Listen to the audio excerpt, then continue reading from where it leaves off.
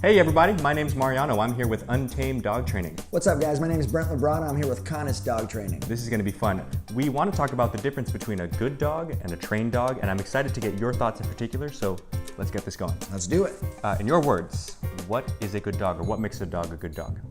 A good dog is a dog that, very simply put, is absent of bad behavior.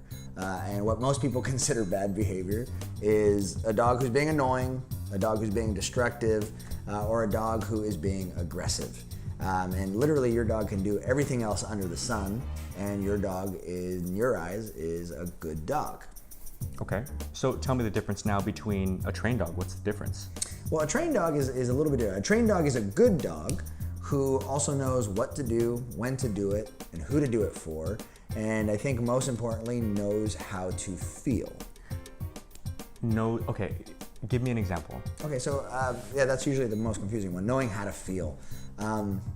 Since we were kids, let's talk about humans and we'll see how it applies to dogs. When we were kids, we learned how to feel about things, right? When I was really, really small, if I didn't get what I wanted, I would throw a tantrum.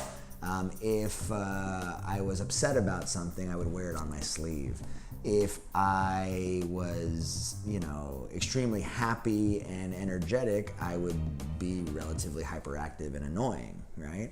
And it was kind of the guidance of our parents and our peers that kind of taught us, to calm down a little bit, to mind your manners, and conduct ourselves in a way that was more Socially appropriate? Socially appropriate, but balanced, right? We didn't have to be at 100 all the time, right?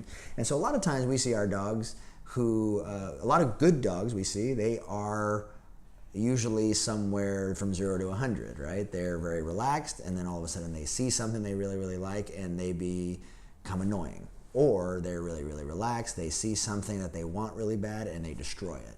And then on the same note, we might see a dog who's really cool, calm, and collected, and then see something that makes them scared or defensive, and now they're aggressive, right? Mm-hmm. So those would be kind of my examples. Okay. Does that answer your question? It does answer my question, but it brought up another question. Mm-hmm. So you were talking about kids, mm-hmm. and you were talking about the raising of you, mm-hmm. right? So right. What I wish there was more about there was the understanding of how dog training is dog raising, it's relationship mm-hmm. building, and I want to let you riff on that just a little bit, and I'll format it like this. When we train dogs, the real important stuff, I'm sure you'll agree, is mm-hmm. we have to teach you to train your dog, because we're in and out, mm-hmm. and then it's your dog. And I want to know why it's important for the owner to know how to regulate, like your parents and elders would help you out. Right. I always tell my clients, I said, let the dog experts teach you how to be your dog's expert. This is a message I like to give people. That's cool. Because every dog is specific, and just like every kid is specific.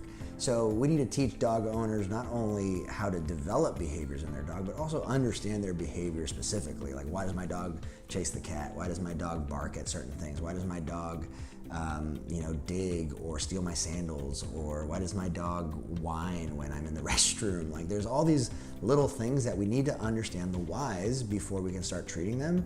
We need to also understand that, this dog might be different than my previous dog, and I might have to just change my approach a little bit. That's a big one. Yeah, it's a very big one. So you were talking about relationships? Yeah, so my question, to hit it more directly, was, I'll give you a little bit and then just take this over, okay? So my favorite thing when I'm working with a client is I really want them to understand there's that funny thing of like, oh, the dog's behaving so well because the trainer's here. Mm-hmm. And we're like, yeah, but the only thing that I do that you don't is through expectation, through obedience, through the fun, and through the boundaries, I've set myself up in a way that the dog just has a healthy respect for me and just has that second thought of, oh my God, Mariano's here, I'm excited, but that doesn't mean I'm allowed to jump.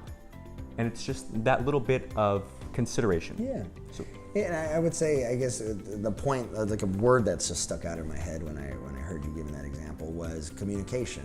I think the big difference between dog trainers and dog owners is we know how to communicate to dogs. And that's why when we want to help you become your dog's expert, we got to also teach you how to speak their language. We got to teach your dog how to speak your language, and that's mostly what obedience training really is. And once we have that communication structure, now we can actually get our dogs to understand things that we want, right? As dog trainers, when we work with dogs, we develop that rapport as their teacher, as their coach, as their mentor. So it's very easy for that dog to look up to us and see what we like and what we don't like and put it to memory. Right, especially when the pressure's on, when there's another dog around, when they, you know, something that makes the dog nervous, they're comfortable enough and they trust us enough to let this go because they know that we know what they need in order to just move past this. Yeah. Right. So how important is it to train your dog? It's super important. I mean, dog training, in essence, as you mentioned earlier, is dog raising. In essence, what we're teaching our dogs to have the ability to do in training is we're teaching them to adapt to our lifestyles. And the only way that they're going to be able to adapt to our lifestyle is teaching them to focus when we need them to, teaching them to control themselves in the appropriate situations, and also teaching dogs to ask and wait for permission for things, right? In a world ran by humans and human rules, you know, our dogs don't necessarily understand that they shouldn't do certain things or that they can't jump on the counter and take, you know, my sandwich off the counter. Right. So it's our job to really teach our dogs our values, right? The problem in dog training a lot we see is we get mad at dogs for doing things we never taught them not to do, right? And this is kind of unfair. We see it all the time. Right. It's funny. It's like that in between of he's a dog, but we teach him human values in a human world and in a way that a dog communicates. Yeah. Right? Yeah, this has been great. So again, guys, thank you so much for watching. My name is Mariano, Untamed Dog Training. And my name is Brent, and I'm from CANIS Dog Training. And if you like this video, keep an eye open because there's more coming. So please feel free to check us out. We've got our Instagram handles down here. We're on YouTube, Facebook, and everywhere else you can imagine. So thank you guys so much, and we will see you soon. See you guys later.